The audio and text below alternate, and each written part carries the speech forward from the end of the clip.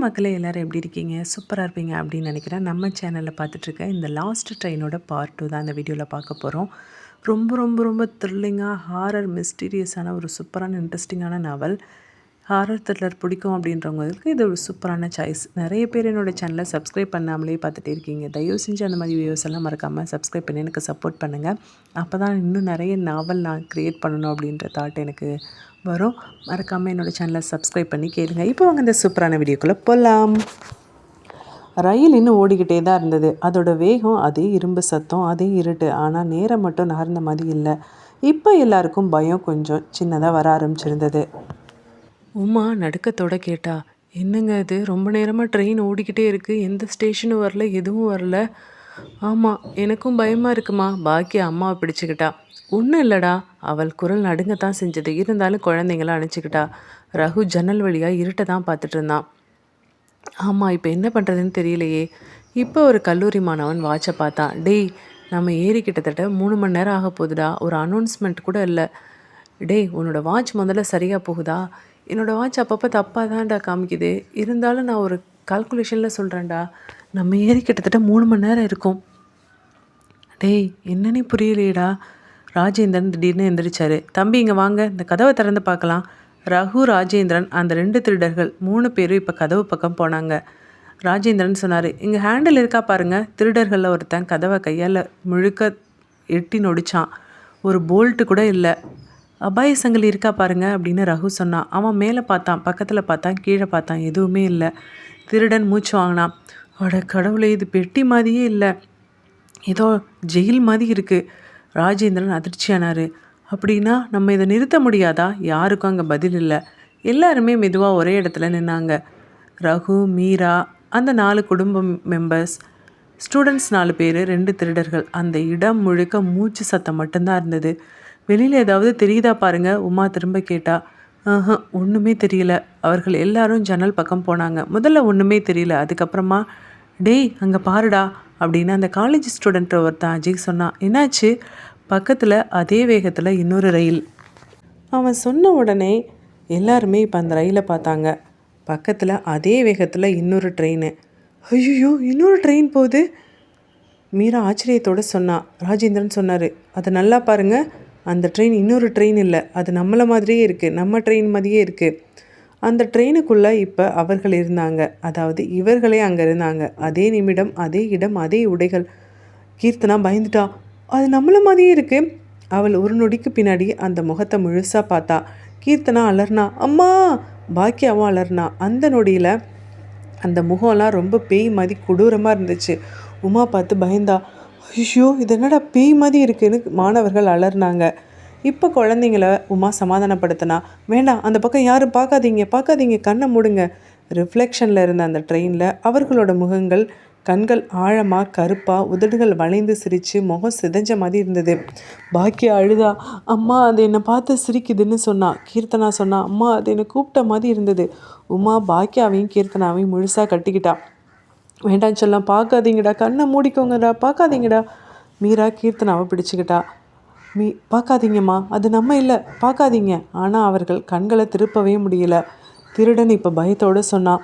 இல்லை, இது சாதாரண ட்ரெயின் இல்லை, இது ஏதோ பெரிய பேய் ட்ரெயின், நம்ம இதில் மாட்டிக்கிட்டோம். உமா அழுதா. ஐயோ, இதிலேருந்து எப்படிங்க தப்பிக்கிறது, எப்படி எங்கெங்கே போகிறது? ராஜேந்திரன் சொன்னார். கத்தாதீங்க, பயப்படாதீங்க, அமைதியாக இருங்க முதல்ல.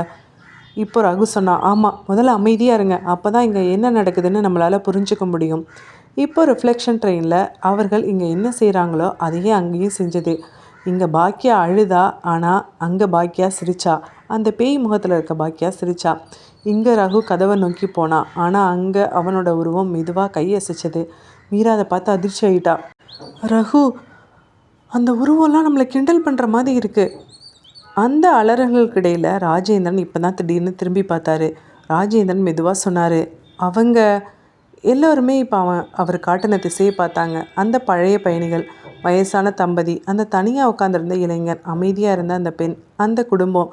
அங்கே அவங்க யாருமே ஒருத்தரும் எழுந்திருக்கலை, ஒருத்தரும் அலறலை, ஒருத்தரும் பயப்படலை. அவங்க முன்னாடி என்ன பண்ணிகிட்டு இருந்தாங்களோ அதையே தான் இப்போவும் பண்ணிக்கிட்டு இருந்தாங்க. மீரா நடுங்கினா.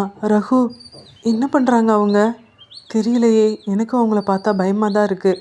உமா குரல் உடைஞ்சு சொன்னா. அப்படின்னா நம்ம அவங்கக்கிட்ட மாட்டிக்கிட்டோமா? ட்ரெயினுக்குள்ளே ஒரு நிமிஷம் முழுக்க அமைதி. அலறல் இல்லை, அழுகை இல்லை, அமைதி. அதுவே இப்போ பயமாக மாறியிருந்தது. இப்போ 4 கல்லூரி மாணவர்களில் ஒருத்தன் முன்னாடி வந்து நின்னான். சஞ்சய். அவன் கண்கள் சிவந்திருந்தது. குரல் உடைய போகிற நிலைமையில் இருந்தது.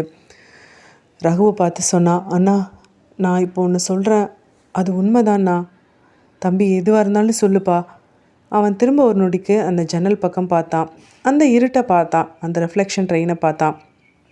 அண்ணா இப்போ நம்ம வந்துட்டுருக்கோம்லண்ணா ட்ரெயின். இந்த ட்ரெயினை பற்றி நான் முன்னாடியே கேள்விப்பட்டிருக்கோண்ணா. உமா நடுங்கண்ணா. என்னப்பா கேள்விப்பட்டிருக்கீங்க? அது வந்து ஆண்டி, இது ஒரு மர்மமான ட்ரெயின். குறிப்பிட்ட நாட்களில் மட்டும் இந்த ஸ்டேஷனுக்கு வரும் அப்படின்னு. ரகு அதிர்ச்சியோடு கேட்டான். அதனால தான் இதுக்கு டைம் இல்லை, நம்பர் இல்லை, எதுவுமே இல்லையா? அவன் திடீர்னு நிறுத்திக்கிட்டான். இப்போ தான் உணர ஆரம்பிச்சிருந்தான். இப்போது சஞ்சய் குரல் உடைஞ்சு சொன்னான், ஆமாம், இதுதான் அந்த மர்மமான ட்ரெயின்.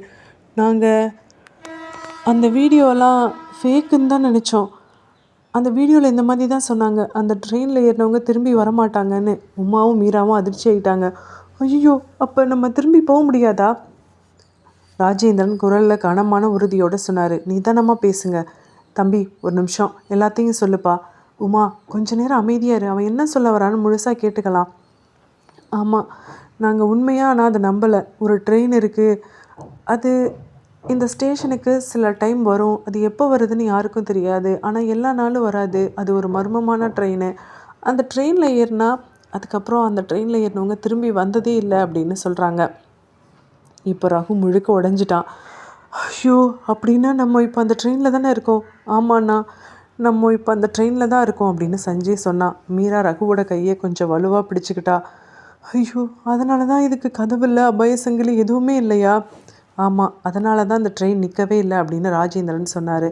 சஞ்சய் கண்ணீர் வரவழைச்சிட்டு சொன்னான், அண்ணா இந்த ட்ரெயினில் ஏறினவங்க திரும்ப வந்ததே இல்லை, அதுதான் எனக்கு பயமாக இருக்குது அப்படின்னு சொல்ல உமா திரும்ப அழுதா. அப்படின்னா நமக்கு அதே நிலைமை தானா? அதுதான் பயமாக இருக்கு ஆண்டி. இந்த ட்ரெயின் எங்கே போகுதுன்னு தெரியல, யாருக்குமே தெரியாது.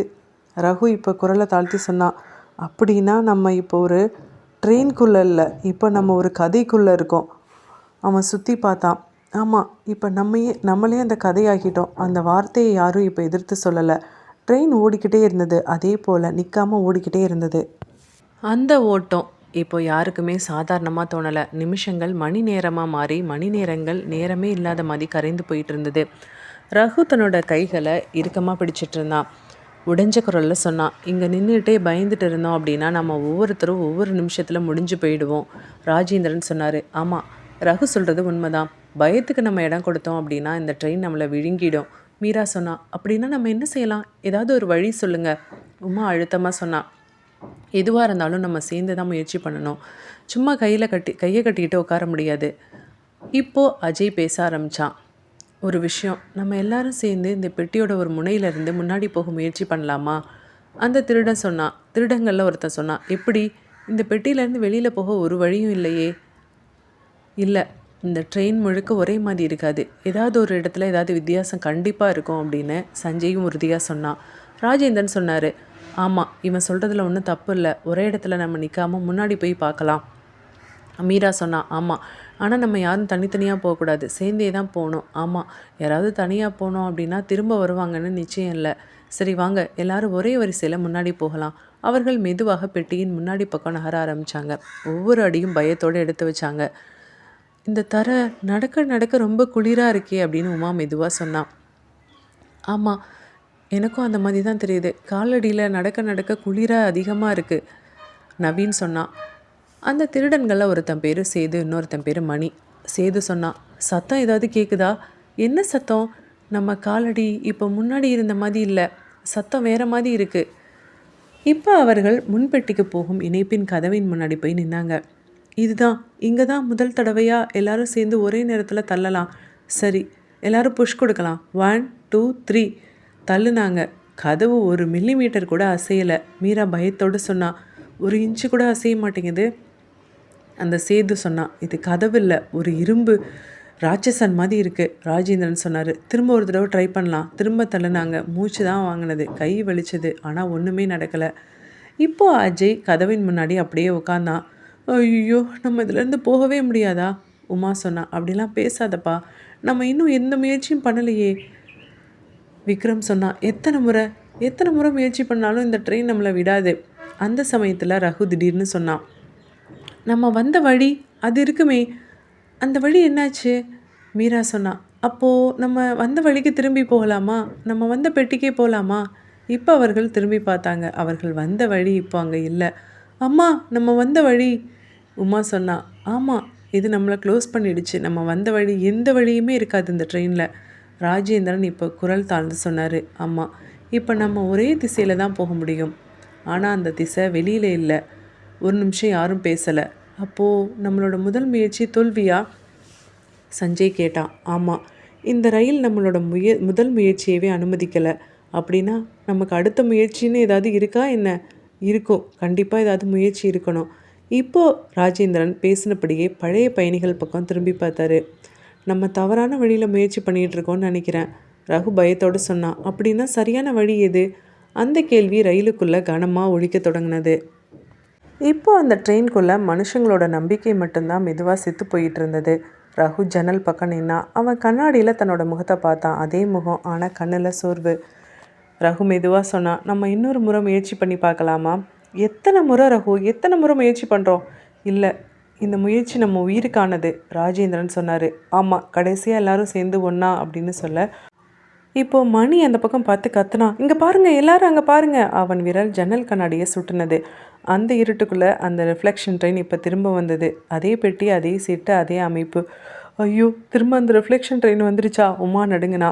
இல்லை, இப்போ அது ஏதோ நம்மக்கிட்ட காட்டணும்னு நினைக்கிது.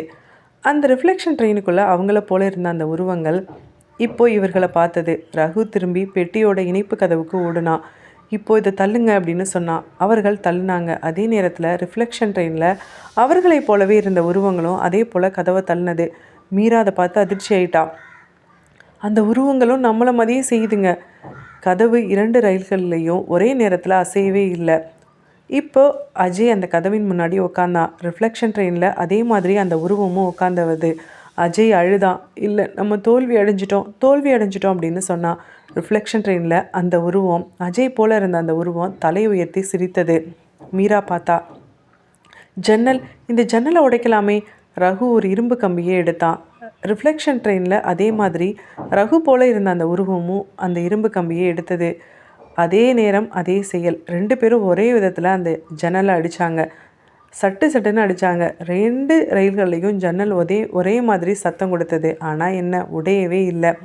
அந்த நொடியில் ரிஃப்ளெக்ஷன் ட்ரெயினில் இருந்த ரகுவோட உருவம் இவனை பார்த்து இங்கே சிரிக்க ஆரம்பிச்சது. ரகுவோட உருவம் மட்டும் இல்லை, எல்லா உருவங்களும் இந்த ட்ரெயினை நோக்கி பார்த்து சிரிக்க ஆரம்பித்தாங்க. இதை பார்த்து பாக்கியா அலர்னா. அம்மா, அங்கே இருக்கிறவங்களாம் சிரிக்கிறாங்கம்மா.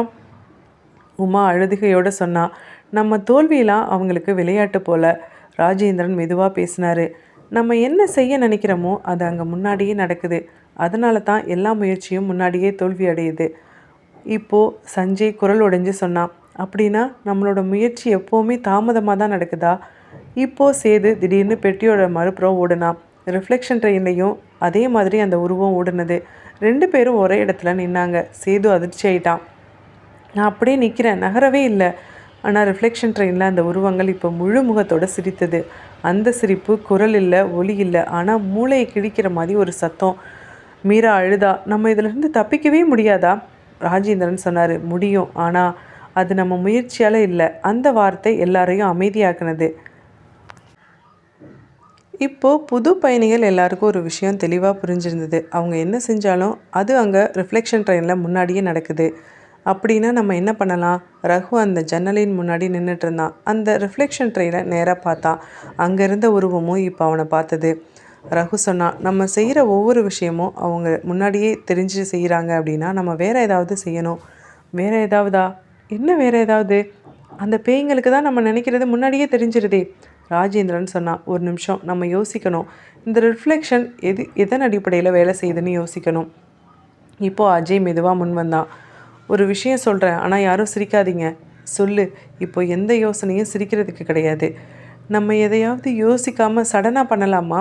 உமா கேட்டா. எப்படி யோசிக்காமல் சடனாக பண்ண முடியும்?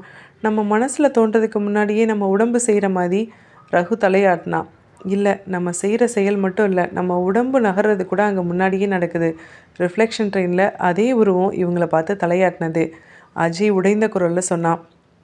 அப்படின்னா இதுவும் வேலை செய்யாதா?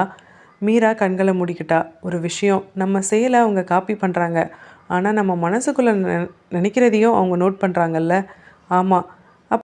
அப்போது நம்ம யோசிக்காமல் எந்த ஒரு விஷயமும் செய்யவே முடியாதே. ஆமாம், இங்கே நம்ம மாட்டிக்கிட்டோம். ஒரு நிமிஷம் எல்லாரும் அமைதியாக இருந்தாங்க. இப்போ ரகு சொன்னான். ஒரு விஷயம் மட்டும் உறுதியாக தெரியுது.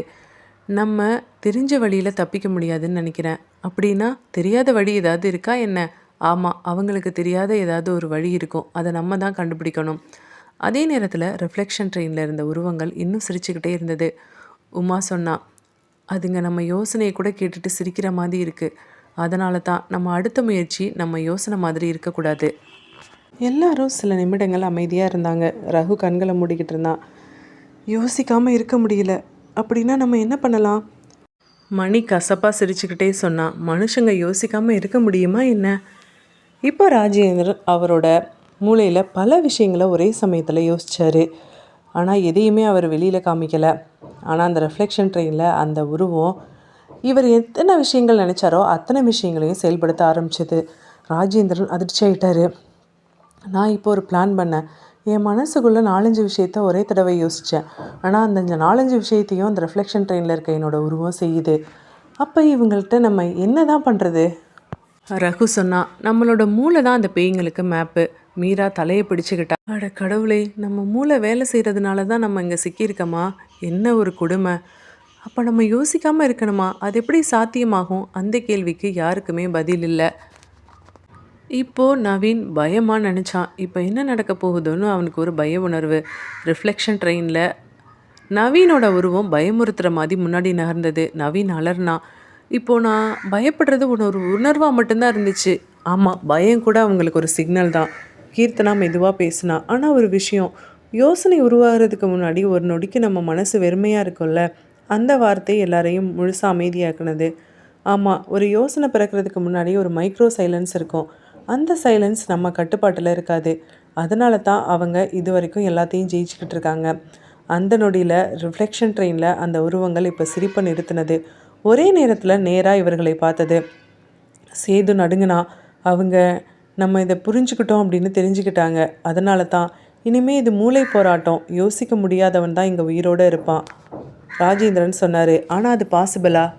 இல்லை. சில நிமிடங்களுக்கு பின்னாடி அஜய் மூச்சு வாங்கினான். யோசனை இல்லாமல் நடக்கிற செயல், அதுதான் பேய்க்கு புரியாத விஷயமா இருக்குமோ? யோசனை இல்லாத செயலா? அதாவது உடம்பு தானாக செய்கிற விஷயம், நம்ம நினச்சி செய்யாதது. அந்த நேரத்தில் ரயில் திடீர்னு ஒரு சிறிய அதிர்வோடு குலுங்கினது. யாருமே இதை எதிர்பார்க்கல. பாக்கியா அலர்னா, அம்மானு கத்துனா. அந்த அலறல் யோசித்து வந்தது இல்லை. அது உடம்பு தானாக வெளியிட்ட சத்தம். அதே நொடியில் ஜன்னலுக்கு வெளியில் ரெஃப்ளெக்ஷன் ட்ரெயினில் ஒரு விஷயம் நடந்தது. அந்த உருவங்கள் ஒரு நொடி ஒன்றையொன்று பார்த்துக்கிட்டது. சிரிப்பு இல்லை, அசைவு இல்லை. ராஜேந்திரன் குரல் தாழ்ந்து அதிர்ச்சியோடு சொன்னார். இப்போ பாருங்கள், அந்த உருவங்கள்லாம் குழம்புறாங்க. மீரா மெதுவாக சொன்னா. பாக்கியா, நீ எதுவுமே யோசிக்காமல் கத்துன. பயம்னு கூட நினைக்கல. ட்ரெயின் குலுங்கினோடனே உன்னை அறியாமல் கத்திட்ட. உன்னோட உடம்பு தானாக ரியாக்ட் பண்ணிடுச்சு. இப்போ சேது கண்கள் விரிஞ்சு சொன்னான். ஆமாம், அப்போது அதுக்கு பேய்க்கு தெரியாத பாதை இல்லை. அந்த நொடியில் அஜய் திடீர்னு காலில் தடுமாறி கீழே விழுந்தான். அவன் விழுந்தது திட்டமிடல் இல்லை, நடிப்பு இல்லை, உடம்பு சமாளிக்க முடியாமல் செய்த செயல்.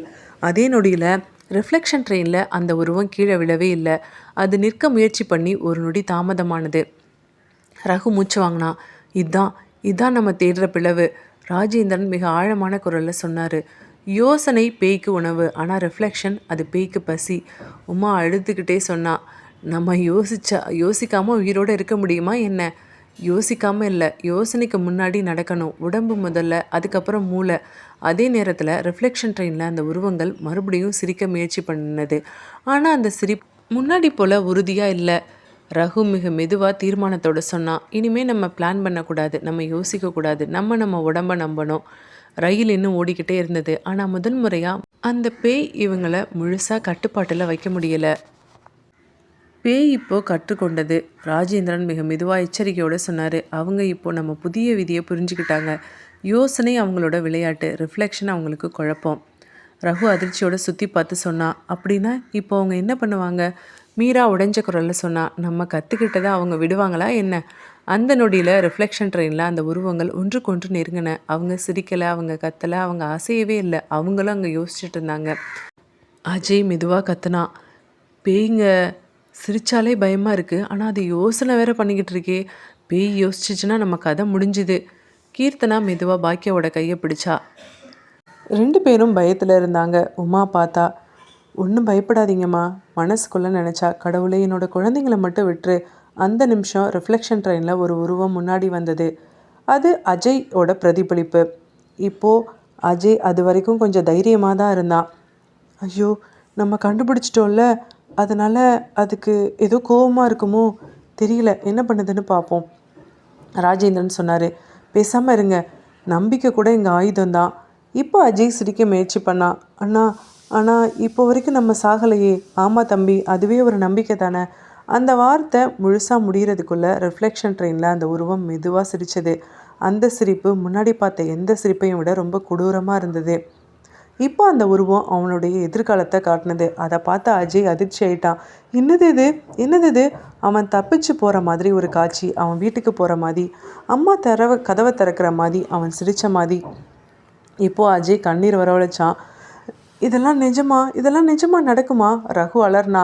பார்க்காத அஜய், அங்கே பார்க்காத, அது ஏதோ பிளான் பண்ணுது, உன்னோட யோசனை குழப்புது, பார்க்காத அப்படின்னு சொன்ன அந்த நொடியிலேயே அந்த ரிஃப்ளெக்ஷன் ட்ரெயினில் அந்த காட்சி உடைந்தது. அஜயோட அம்மா முகம் மாறினது. அவனோட வீடு சாம்பலானது. அவனோட சிரிப்பு கத்தலாக மாறினது. அஜய் அலர்னான், கையை பிடிச்சான். இல்லை, இந்த மாதிரி இருக்காது, இந்த மாதிரி நடக்க வாய்ப்பே இல்லை.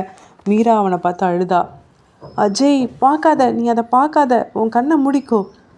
அஜய் மனசு உடைஞ்சு போயிட்டான். இல்லை, அது எனக்கு முதல்ல நம்பிக்கை கொடுக்குது, அதுக்கப்புறம் அதையே நசுக்கிடுது. பேய் அவனை கொல்லலை, அவனோட நம்பிக்கையே கொல்லுது. இப்போ அஜய் தரையில் உட்காந்தான். அழுகை இல்லை, கத்தல் இல்லை. நான் இனிமேல் எதுவுமே யோசிக்க மாட்டேன், எனக்கு எந்த நம்பிக்கையுமே வேண்டாம். ரிஃப்ளெக்ஷனில் அந்த உருவம் மெதுவாக கை தட்டினது. ராஜேந்திரன் குரல் உடைஞ்சு சொன்னார். பேய் இப்போ கற்றுக்குச்சு, அது நம்மளோட எல்லாத்தையும் உடைக்கணும்னு நினைக்குது, அதனால் நம்ம நம்பிக்கையை கூட அது உடைக்குது. உமா கண்ணீரோடு சொன்னான். நம்பிக்கை இல்லாமல் மனுஷன் எப்படிங்க வாழுவான்? அதுதான் அந்த பேய்ங்களுக்கு தேவையானது. ரிஃப்ளெக்ஷன் ட்ரெயினில் அந்த உருவங்கள் இப்போ எல்லாரையும் பார்த்தது. ஒரே கேள்வி, அந்த பார்வையில் அடுத்தது யாருன்றது போல் இருந்தது. ரகு மெதுவாக சொன்னான். இனிமேல் நம்ம நம்பிக்கையாக கூட பேசக்கூடாதா? பேசக்கூடாது, அது கூட அந்த பேய்க்கு பிடிக்கல, நம்பிக்கையை உடைக்குது. அப்படின்னா நம்ம உயிரோடு இருக்கிறதுக்கு என்ன தான் இருக்குது மீதி? மீரா உடைஞ்ச குரலில் சொன்னான். ஒரே ஒரு விஷயம், அமைதி. அமைதியில் அது எதுவுமே செய்ய முடியாதுன்னு நினைக்கிறேன். ட்ரெயின் இப்போ ஓடிக்கிட்டே இருந்தது. பெட்டிக்குள்ளே இப்போ யாருமே பேசலை. பேசுகிறதுக்கும் பயம், பேசாமல் இருக்கவும் பயம். அந்த இரண்டுக்குள்ளே எல்லாரும் சிக்கிட்டு இருந்தாங்க. அப்போ தான் ஒரு சின்ன சத்தம். முதல்ல யாரும் கவனிக்கலை. சஞ்சய் மெதுவாக அவனுக்கே கேட்குற மாதிரி பேசினான். இல்லை, நான் எதுவும் பேசலை. திரும்ப திரும்ப பேசினான். நான் எதுவும் பேசலை, நான் எதுவும் பேசலை, நான் எதுவும் பேசலை. பேசிக்கிட்டே இருந்தான். ரகு அதிர்ச்சி ஆயிட்டு சொன்னான். சஞ்சய், நீ என்ன பண்ணுற? அவன் கண்கள் விரிந்தது. எனக்கே தெரியல, ஆனால் என்னோடய வாய் தானாக பேசுது. இப்போது சஞ்சய் தன்னோட 2 கைகளாலும் தன்னோட வாயை மூடிக்கிட்டான். ஆனால் அவனோட விரல்கள் நடுங்கினது. வாய் மூடப்பட்டிருந்தாலும் குரல் வெளியில் வந்துகிட்டே தான் இருந்தது. சஞ்சய் மூடிய வாயிலிருந்து உடைஞ்சி குரல் வந்துக்கிட்டே இருந்தது. நிறுத்த முடியல, எனக்கு கண்ட்ரோல் இல்லை, ஆனால் நான் பேசணும்னு நினைக்கல, நான் பேசிக்கிட்டே இருக்கேன். அவன் தொடர்ந்து பேசிக்கிட்டே இருந்தான். மணிக்கணக்காக பேசிக்கிட்டே இருந்தான். எல்லோரும் அவனோட பேச்சை நிறுத்துறதுக்கு முயற்சி பண்ணாங்க.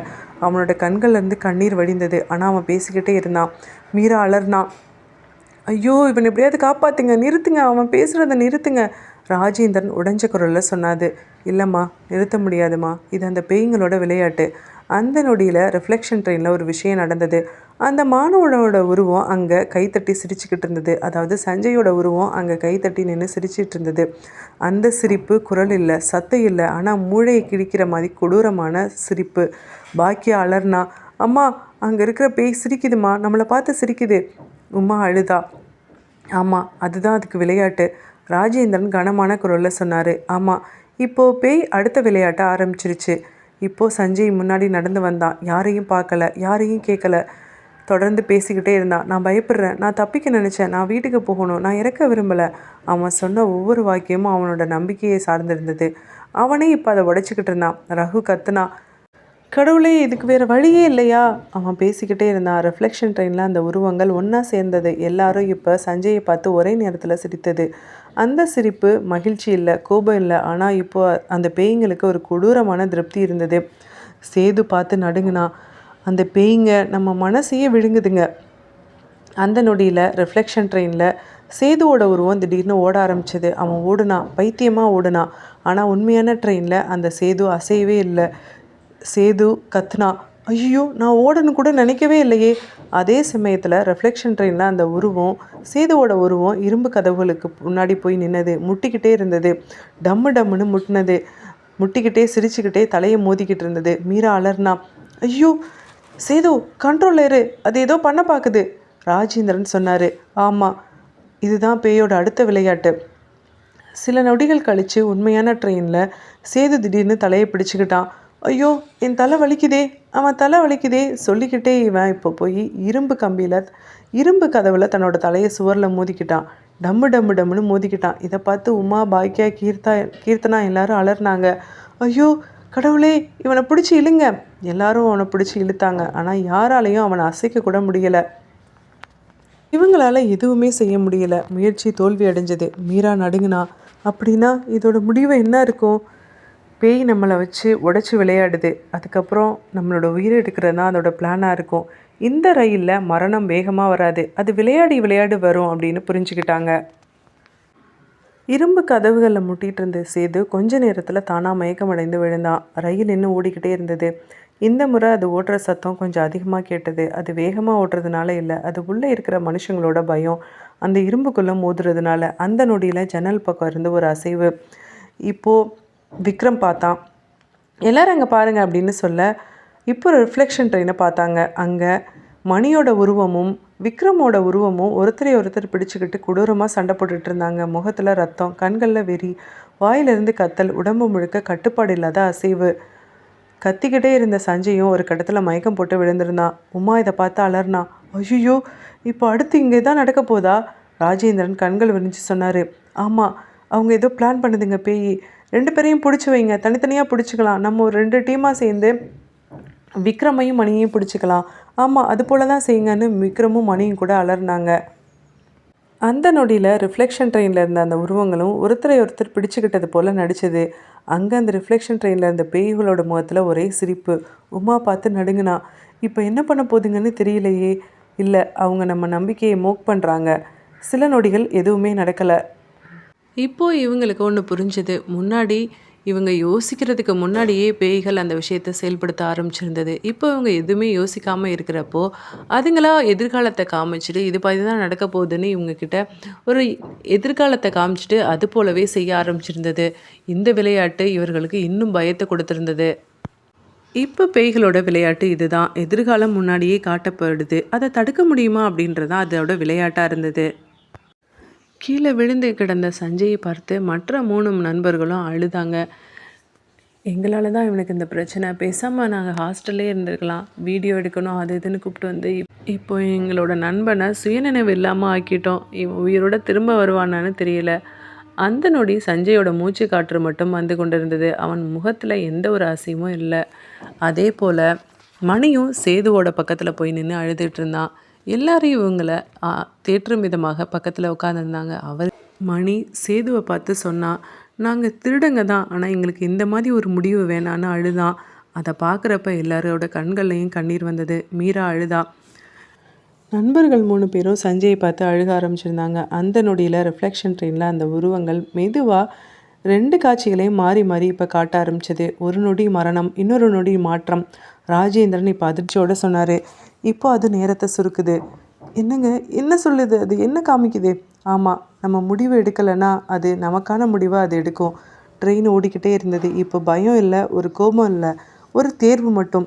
இந்த ரயிலில் மரணம் கூட அவ்வளவு கொடூரம் கிடையாது. யாரை இழக்கிறோம் அப்படின்றது தான் நம்ம தேர்வு செய்ய வேண்டியது. மீதம் இருந்த அனைவரும் இப்போ பயத்தில் உறைஞ்சு போயிருந்தாங்க. அடுத்து என்ன நடக்குதுன்னு புரியாமல் இருந்தாங்க. ஆனால் இப்போது ட்ரெயின் ஓடுற சத்தம் வேறு மாதிரி இருந்தது. அதே சமயம் ஓடுற மாதிரியும் இல்லை, நிற்கிற மாதிரியும் இல்லை. ஒரு விசித்திரமான உணர்வு, கும்மிருட்டான சத்தமே இல்லாத அசைவு. மீரா மெதுவாக சொன்னான். நீங்கள் அந்த சத்தம் இப்போ கேட்குதா? ரகு சொன்னான். என்ன சொல்கிற? என்ன சத்தம்? ட்ரெயின் நிற்கிற மாதிரி இருக்குது. ராஜேந்திரன் சுற்றி பார்த்தாரு. ட்ரெயின் நிற்கிற மாதிரி தான் இருக்குது, ஆனால் ஒன்றும் புரியலையே. அந்த நொடியில் பெட்டியின் பின்புறத்துலேருந்து ஒரு சத்தம். சருன்னு யாரோ நடக்கிற மாதிரி. யார் அது, யார் அது? இவங்க திரும்பி பார்த்தாங்க. அந்த கணவன் மனைவி, அவங்களோட சின்ன குழந்தை, பழைய பேசஞ்சரில் இருந்தவங்க. இப்போ அவங்க எழுந்து நின்னாங்க. முதல்ல பார்க்குறதுக்கு சாதாரண மனிதர்கள் மாதிரி தான் இருந்தாங்க. ஆனால் ஒரு முகத்தில் ஒரு விஷயம். அவங்களோட கண்கள் ரொம்ப கருப்பாக கொடூரமாக இருந்தது. மீரா பார்த்தா, அது அதுங்களும் பேய்ங்க தானே? ஆமாம். இப்போ அந்த ஆள் முன்னாடி மெதுவாக நடந்து போனான். அவனோட கால் தரையை தொடவே இல்லை. அவனுக்கு பின்னாடி அவனோட மனைவி, அதுக்கப்புறம் அந்த குழந்தை. 3 பேரும் போய் கதவுக்கு பக்கத்தில் நின்னாங்க. கதவு அசையவே இல்லை, எந்த ஹேண்டிலும் இல்லை. இப்போ அந்த ஆள் கதவின் வழியாக வெளியில் ஊடுருவி போனான். அவன் வெளியில் போயிட்டான். அதே போல் அந்த மனைவியும் அந்த குழந்தையும். இப்போ அந்த குழந்தை போகிறதுக்கு முன்னாடி நின்று ஒரு கொடூரமான பார்வையை பார்த்தான். அந்த பார்வையை பார்த்த எல்லாரும் ரொம்ப பயந்தே போயிட்டாங்க. இப்போது புதிய பயணிகள் அனைவரும் மீதமிருந்த பழைய பயணிகளை பார்த்தாங்க. அந்த வயசான தாத்தா பாட்டி, தனியாக உட்காந்துட்டு இருந்த இளைஞன், அந்த பெண் எப்போதும் ஜன்னலையே பார்த்துட்டு இருந்தா. அவங்க எல்லாம் இன்னும் அங்கேயே தான் இருந்தாங்க. அதே சீட்டில், அதே பொசிஷனில், அதே முகபாவனைகளோடு இருந்தாங்க. மீரா மெதுவாக சொன்னா, இந்த பேய்ங்கெல்லாம் ஏன் இன்னும் இங்கே இருக்குது? ரகு குரலை தாழ்த்தி சொன்னா, அதுங்க போகலை. ராஜேந்திரன் சொன்னார், தெரியலையே, இந்த பேய்ங்க என்ன பண்ணுன்னு தெரியலையே. இப்போ நவீன் சொன்னான், அந்த அந்த ஆள், அந்த பேய், அவன் என்ன தான் பார்க்குறான்? அதே நொடியில் அந்த பாட்டி, அவன் முதல்ல தலையை குனிஞ்சு இவங்களை பார்த்து சிரிச்சா. அதுக்கப்புறம் ரொம்ப சத்தமாக சிரிச்சா. அந்த சிரிப்பு ரொம்ப கொடூரமாக இருந்தது. அது மனித சிரிப்பே இல்லை. ராஜேந்திரன் பயத்தை அடக்கிக்கிட்டு சொன்னார், இந்த பேய்ங்க நம்மளுக்கு பயத்தை கொடுக்குதுங்க. அந்த இளைஞன் இப்போ மெதுவாக எழுந்திரிச்சு வந்தான். அவனோட வாயிலிருந்து வந்த குரல் ரொம்ப கொடூரமாக இருந்தது. நீங்கள் இன்னுமா பயப்படாமல் இருக்கீங்க? அவன் சொன்ன நொடி பாக்கியாவும் கீர்த்தனாவும் வீல்னு அலர்னாங்க. கண்களை இறுக மூடிக்கிட்டாங்க. உமா அவங்கள அணைச்சிக்கிட்டா. இப்போது ஜன்னல் பக்கம் இருந்த அந்த பொண்ணு மெதுவாக எழுந்து வந்தா. அவளோட காலடி சத்தம் ரொம்ப பயங்கரமாக இருந்தது. அவள் நடக்கிறப்ப தர கூட அசையலை. மீரா பக்கத்தில் வந்தா. இன்னும் உங்களுக்கு இதே துடிப்பு இருக்கா? அவள் கேட்டது கிண்டலாக இருந்தது. ரகு கத்திக்கிட்டே பின்னாடி போனான். எல்லாரும் பின்னாடி வாங்க அப்படின்னு சொல்ல, அந்த பெண் உருவத்தில் இருந்த பேய் சிரித்தது. அதோட சிரிப்பு வெற்றி சிரிப்பு போல் இருந்தது. ஒரே நேரத்தில் அந்த தாத்தா பாட்டி இளைஞன் அந்த பெண், அவர்கள் 4 பேரும் ஒரே நேரத்தில் ஒரே இடத்துல நின்னாங்க. ஒரே சிரிப்பு, ஒரே பார்வை. ராஜேந்திரன் உடைஞ்ச குரலில் சொன்னார், அடுத்து இவங்க நம்மளை டார்கெட் பண்ண ஆரம்பிச்சிட்டாங்க. அவங்க ஒரு விஷயத்துக்காக தான் இன்னும் இங்கே இருக்காங்க. நமக்குள்ள பயத்தை இன்னும் முழுசாக உண்டாக்கி நம்மளை சிதைச்சு கொடூரமாக கொல்லணும் அப்படின்றது தான் இந்த பேய்களோட பிளானு. அந்த ஹாண்டட் பயணிகள் மெதுவாக இப்போ ஒரு படி முன்னாடி வந்தாங்க. ஒரு படி, இன்னொரு படி. ரயில் அதே நேரம் சத்தம் இல்லாமல் அசைய ஆரம்பிச்சது. உமா அழுதா, ஐயோ இதுதான் முடிவா? நமக்கு வேறு வழியே இல்லையா? இப்போ அந்த பொண்ணு சொன்னா, பேய் உருவத்தில் இருந்த பொண்ணு, உங்களுக்கு வேறு வழியே கிடையாது. நீங்கள் தான் எங்ககிட்ட மாட்டிக்கிட்டீங்களே. இனிமேல் அடுத்த விளையாட்டை நாங்கள் ஆரம்பிக்க போகிறோம். இப்போ அந்த ட்ரெயினில் பேய்கள் கத்துனது, இன்னும் கொஞ்ச நேரம் உங்களுக்கு டைம் தரோம். அடுத்ததாக நாங்கள் 4 பேரும் உங்களில் ஒருத்தரை தேர்வு செய்வோம். அவங்களுக்கு கொடூரமான விளையாட்டை அவங்களோட சேர்ந்து நாங்கள் விளையாட போகிறோம். அந்த விளையாட்டு ரொம்ப கொடூரமாக இருக்கும். எல்லோரும் தயாராக இருங்க. இன்னும் கொஞ்ச நேரம் தான் உங்களுக்கு கால அவகாசம் அப்படின்னு அந்த 4 பேய்களும் சொல்லி சிரிச்சது.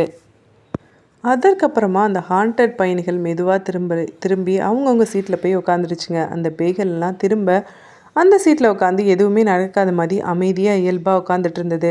ரயில் தொடர்ந்து ஓடிக்கிட்டே இருந்தது. மீதமுள்ள பயணிகளுக்கு பயம் கண்களை பீத்து கொண்டு வெளியில் வர்றது போல இருந்தது. ட்ரெயின் இன்னும் ஓடிக்கிட்டே தான் இருந்தது. ஆனால் இப்போது அது ஒரு பயணம் இல்லை, அது ஒரு கொடூரம். இவங்க எல்லாருக்கும் மூச்சு விடுறதே பெரிய போராட்டம் போல இருந்தது. பெட்டிக்குள்ளே யாரும் பேசலை. அழுக கூட சத்தம் இல்லாமல் கண்ணீராக தான் வெளியில் வந்தது. இப்போது அந்த ஹாண்டட் பயணிகள் எல்லாரும் அவங்கவுங்க சீட்டில் அமைதியாக உட்காந்துருந்தாங்க. ஆனால் பார்வையில் மட்டும் கொடூரம். அதே நேரத்தில் கிரக்குன்னு ஒரு சீட்டு மெதுவாக நகர்ந்தது. அந்த 55 வயசு மனிதர், ரயில்வே ஸ்டேஷனில் ஏறினவர், கையில் ஒரு லெதர் பேக் வச்சுட்டு இருந்தவர். அவரோ இப்போ தான் எல்லாருமே நோட்டீஸ் பண்ணாங்க. மீரா கூட இப்போ தான் பார்த்தா, இவரும் நம்மளை போல் அங்கே ரயில்வே ஸ்டேஷனில் ஏறினவர் தானே. ஆனால் இவர் ஏன் அந்த ஹாண்டட் பீப்புள் கூட உட்காந்துருக்காரு? ஒருவேளை இவரும் பேயோ? மீரா அதிர்ச்சியாகி அவரை பார்த்துருந்தா. இப்போதான் அவர் எழுந்திருக்காரு. அவர் என்ன பண்ண போகிறாரோ? ராஜேந்திரன் கண்களை சுருக்கி அவரை பார்த்தாரு. இது வரைக்கும் இவர் ஒரு வார்த்தை கூட பேசலையே.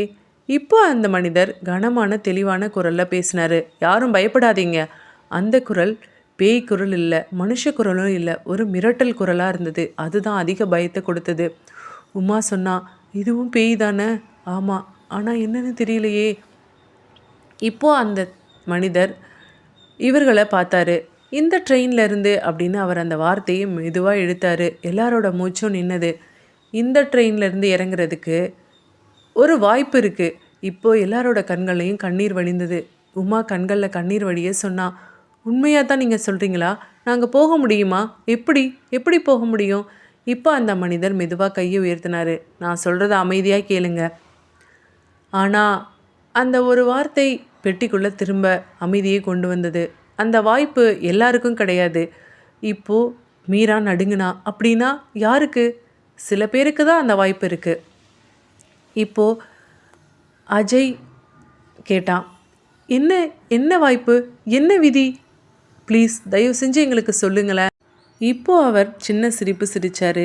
இந்த ட்ரெயின் வயசு பார்க்காது, பாவ புண்ணியம் பார்க்காது. ஆனால் ஒரே ஒரு விஷயந்தான். இப்போ அந்த மனிதரோட பார்வை மெதுவாக தரையில் கிடந்த சஞ்சய் பக்கம் போனது. அவன் இன்னும் மூச்சு வாங்கிக்கிட்டே இருந்தான். இவன் இன்னும் உயிரோடு தான் இருக்கான். அவர் சொன்னார், இவனுக்கு கூட அந்த வாய்ப்பு இருக்கலாம். என்ன வாய்ப்பு? என்ன செய்யணும் நாங்கள் சொல்லுங்கள், ராஜேந்திரன் கேட்டார். இப்போ அந்த மனிதர் தலையாட்டினார். இல்லை, விதியை இப்போ என்னால் சொல்ல முடியாது. சொன்னால் அது ரூல்ஸாக இருக்காது. நீங்களே யோசிச்சு பாருங்கள், உங்களுக்கு ஏதாவது புரியுதான்னு பாருங்கள். இப்போ அந்த மனிதர் புதிர் போட்டார். மெதுவாக போய் திரும்பி அவரோட சீட்டில் உட்காந்துருந்தார். எல்லாரும் காத்துருங்க ஒரு வார்த்தையை சொன்னார். அடுத்த தேர்வு சீக்கிரமே நடந்தாலும் நடக்கும். அவர் உட்கார்ந்ததும் ஹாண்டட் பயணிகள் எல்லாரும் ஒரே நேரத்தில் சிரித்தாங்க. சத்தம் இல்லாத சிரிப்பு, கிண்டலோடு இருந்தது அந்த சிரிப்பு. இந்த ட்ரெயினில் நம்பிக்கை கூட ஒரு விளையாட்டு தான். இந்த ட்ரெயின்லேருந்து இறங்குறதுக்கு ஒரு சில பேருக்கு வாய்ப்பு வழங்கப்படலாம் அப்படின்னு அந்த மனிதர் சொல்கிறாரு. ஆனால் அது உண்மையாக பொய்யா அடுத்து வர்ற அத்தியாயத்தில் பார்க்கலாம். இந்த நாவல் உங்களுக்கு பிடிச்சிருந்ததுன்னா மறக்காமல் என்னோடய சேனலை சப்ஸ்கிரைப் பண்ணி எனக்கு சப்போர்ட் பண்ணுங்கள். அடுத்து வர்ற சாப்டர் ரொம்ப ரொம்ப இன்ட்ரெஸ்டிங்காக த்ரில்லிங்காக இருக்கும். இதில் இந்த பயணிகளில் சில பேருக்கு அந்த வாய்ப்பு வழங்கப்படும். அது என்ன மாதிரியான வாய்ப்பு? யார் யார் தப்பிக்க போகிறாங்க? இந்த ட்ரெயின் சாதாரணமாக எல்லாரையும் ஒரே மாதிரி கொள்ளாது. இங்கே ஒரு ரூல்ஸ் இருக்குது. அந்த ரூல்ஸ் எப்போது செயல்படும், யாருக்கு செயல்படும், யாருக்கெல்லாம் செயல்படாது. இந்த ட்ரெயினில் இருந்து சில பேருக்கு மட்டும் இறங்குறதுக்கான வாய்ப்பு இருக்கலாமா? அப்படின்னா அந்த என்னோட சேனலை சப்ஸ்கிரைப் பண்ணி எனக்கு சப்போர்ட் பண்ணுங்க. கொடூரமான விளையாட்டு நாவல் போடணும் அப்படின்னு கிடைக்கும்னு சொன்னது. அடுத்து அந்த மாதிரி நாவல் போடுறதுக்கு நான் ட்ரை பண்ணுறேன். Bye, take care. உங்கள் யுவதி. டாடா. எப்போ வரும், யாருக்கு வரும், எந்த நிபந்தனையில் வரும், யாருக்குமே தெளிவாக தெரியாது. ஒருத்தருக்கு கிடைக்கிற வாய்ப்பு இன்னொருத்தருக்கான முடிவாக கூட இருக்கலாம். இல்லை, இந்த ட்ரெயின் வாய்ப்பு கொடுக்குற மாதிரி விளையாடி கடைசியில் எல்லாத்தையும் ஏமாற்ற போகுதா? இல்லை, இந்த ட்ரெயின் உண்மையிலேயே யாரையாவது ஒருத்தனையாவது வெளியில் அனுப்புமா? இல்லை, இது இன்னொரு பயமூட்டும் சோதனையா? வெளியில் போகிற கதவு திறக்கப்படுமா? இல்லை, அந்த கதவு இன்னொரு புதிய விளையாட்டுக்கான தொடக்கமாக இருக்குமா? ஆமாம்ல, வாய்ப்பு கிடைக்குது அப்படின்னா அது உண்மையிலேயே வெளியில் போகிற கதவாக இருக்குமா? இல்லை, அது அடுத்த கட்டத்துக்கான புதிய வாசலாக இருக்குமா? இந்த பயணத்தில் யார் தப்பிக்க போகிறாங்க, யார் உள்ளே மாட்டிக்க போகிறாங்க? இந்த ட்ரெயின் ஒரு மனுஷனோட நம்பிக்கையை காப்பாற்றுமா? இல்லை, அந்த நம்பிக்கையே அவனுக்கு எதிராக திருப்பி பயன்படுத்துமா? இதற்கான பதில் இந்த பகுதியில் கிடையாது. இந்த ட்ரெயின்லேருந்து ஒருத்தர் அப்படி வெளியேறும் பட்சத்தில் அதுக்கு பதிலாக அவங்க யார் உள்ளே வைக்க போகிறாங்க? இதற்கான விடைகள் எல்லாமே அடுத்த பகுதியில் கண்டிப்பாக தெரிய வரும். இந்த நாவலோட அடுத்த பகுதி இந்த நாவலோட கடைசி பகுதி. அதில் நீங்கள் எதிர்பார்க்காத நிறைய திருப்பங்களும் ட்விஸ்ட்டும் இருக்குது. மிஸ் பண்ணாமல் அடுத்த பகுதியை கண்டிப்பாக பாருங்கள். இந்த நாவல் உங்களுக்கு பிடிச்சிருக்கும் அப்படின்னு நினைக்கிறேன். இந்த நாவல் உங்களுக்கு பிடிச்சிருந்தது அப்படின்னா மறக்காமல் என்னோடய சேனலை சப்ஸ்கிரைப் பண்ணி ஷேர் பண்ணி லைக் பண்ணுங்கள். அடுத்து என்ன மாதிரியான நாவல் போடலாம் அப்படின்னு சொல்லி கமெண்ட்ஸில் சொல்லுங்கள். இந்த சேனலில் போடுற எல்லா நாவலுமே என்னோடய ஓன் க்ரியேஷன் தான். ஸோ உங்களுக்கு என்ன மாதிரியான நாவல் போடணும்னு கமெண்ட்ஸில் சொல்லுங்கள். அடுத்து க்ரைமா, ஹாரரா, இல்லை த்ரில்லரான்னு சொல்லுங்கள், இல்லை டைம் ட்ராவலான்னு சொல்லுங்கள். கண்டிப்பாக அந்த நாவலை நான் உங்களுக்கு போடுறதுக்கு முயற்சி பண்ணுறேன். என்னோடய சேனலை இன்னும் நிறைய பேர் சப்ஸ்கிரைப் பண்ணாமலே பார்த்துட்டே இருக்கீங்க. தயவு செஞ்சு அந்த மாதிரி வியூவர்ஸ் எல்லாம் என்னோடய சேனலை சப்ஸ்கிரைப் பண்ணி எனக்கு சப்போர்ட் பண்ணுங்கள். அப்போ தான் இன்னும் நிறைய நாவல்ஸ் போடணும் அப்படின்ற மோட்டிவேஷன் எனக்கு வரும். இப்போ உங்ககிட்ட இருந்து விடைபெறுவது உங்கள் யுவதி. Tata, bye bye, take care.